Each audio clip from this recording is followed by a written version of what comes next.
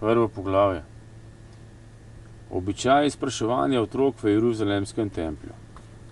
Običaj in predpisana navada v celotni judovski državi sta bili, da so morali ljudje pripeljati otroke, ki so izpolnili 12. leto v Jeruzalem, kjer so jih v templju starešine, farizeji,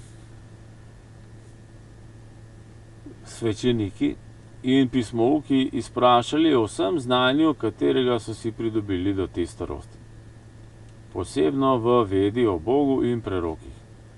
Za takšno preizkušnjo je bilo potrebno plačati majhno pristojbino, na kar so lahko izpraševanci, kadar so želeli proti plačilu dodatne majhne pristojbine, dobili spričevalo. Kadar so se izprašani vsestransko izkazali, so jih lahko sprejeli tudi v tempeljsko šolo z možnostjo kasneje postati tempeljski služabniki. Kadar so starši zmogli dokazati svoj izvor iz plemena Levi, je bil sprejem v šole templja enostaven. Če pa starši tega niso zmogli, je bilo težje in morali so naravnost vkupiti v pleme Levi, torej izročiti templju znaten dar. Hčere so bile iz tega preizkusa izvzete, razen kadar so šle na priganjanje staršev na izpraševanje. Zaradi večje bogavšečnosti. V tem primeru so jih ženske staroste templja v posebni zgradbi lepo izprašale in hčere so tudi dobile izpričevalo o vseh znanjih in spretnostih do takrat pridobljenih. Te deklice so mogle postati žene svečenikov in levitov. Izpraševanje fantov, še bolj deklet, so bila le kratka. Nekatera glavna vprašanja so bila vedno že določena in vsak jud jih je že davno znal na pamet. Odgovore na znana vprašanja so vtepli otrokom iz ust v glavo in ko me je spraševalec povedal vprašanje do konca, je bil izpraševani otrok tudi že pri koncu z odgovorom. Noben izpraševanec ni dobil več kot 10 vprašanj in zato je lahko razumljivo, da je izpit enega fanta trajal komaj nekaj več kot 1 minuto. Posebno, če je odgovoril na prvo vprašanje zelo dobro in z gotovostjo, so večinoma ostala vprašanja izpustili.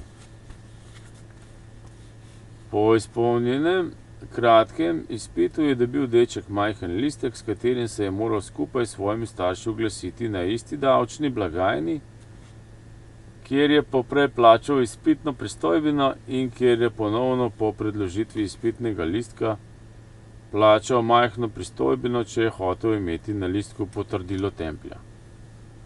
Otroci revnih staršev so morali prinesti potrdilo o oboštvu, drugače jih niso sprejeli na izpit. Čas izpitov je postavljen ali za veliko noč ali za praznik šotorov in je trajal 5 do 6 dni. Preden so se v templju pričeli izpiti, so že nekaj dni poprej poslali služabnike templja v gostilne poizvedovati, koliko izpraševancev bo približno prišlo. Kdo pa je hotel biti posebej opisan, kar je stalo majhno pristojbino, je to lahko storil, ker je bil zato prej na vrsti za izpit.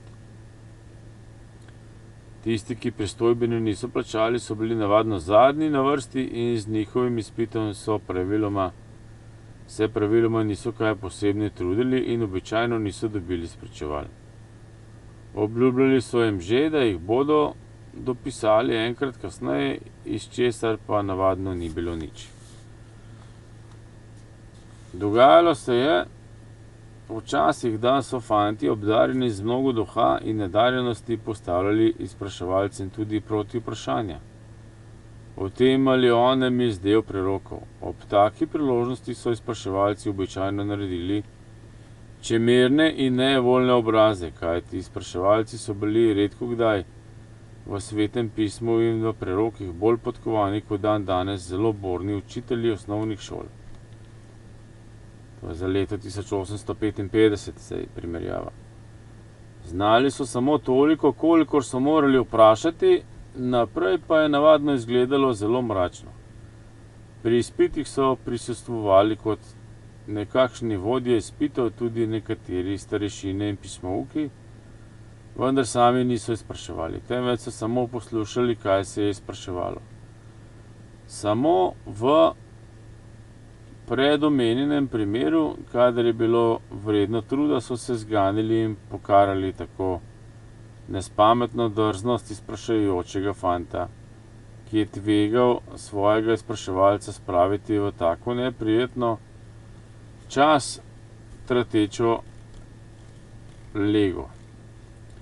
Takšnega dečka so, če se ni dal zlahka ustrahovati in je kar vztrajal v svoji nameri in koprnenju, pred ljudstvom bolj zaradi videza, kakor zaradi globoke rese začasno poslali v čakalnico, kjer je moral čakati na odgovor na tako kritična vprašanja do neke določene večerne ure, ko so ga šele nalašč posebej izpraševali. Ko je napočila napovedana ura, so vedno za nevoljo privedli takšne dečke iz njihove skrivališča in morali so ponoviti svoje vprašanja in eden izmed starešin in pismoukov je dal vprašajočemu običajno zelo skrivnosten in kolikor je mogel zapleten odgovor, iz katerega deček ni izvedel nič. Ljudstvo pa se je ob tem trkalo po prsih in občudovalo globoko in neumno, nemo, gluho in slepo, nedoumljivo globino Božjega duha, razodeto po ustih nekega starešine in pismouka, in je na koncu okaralo takšnega dečka zaradi njegove nepremišljene predrznosti.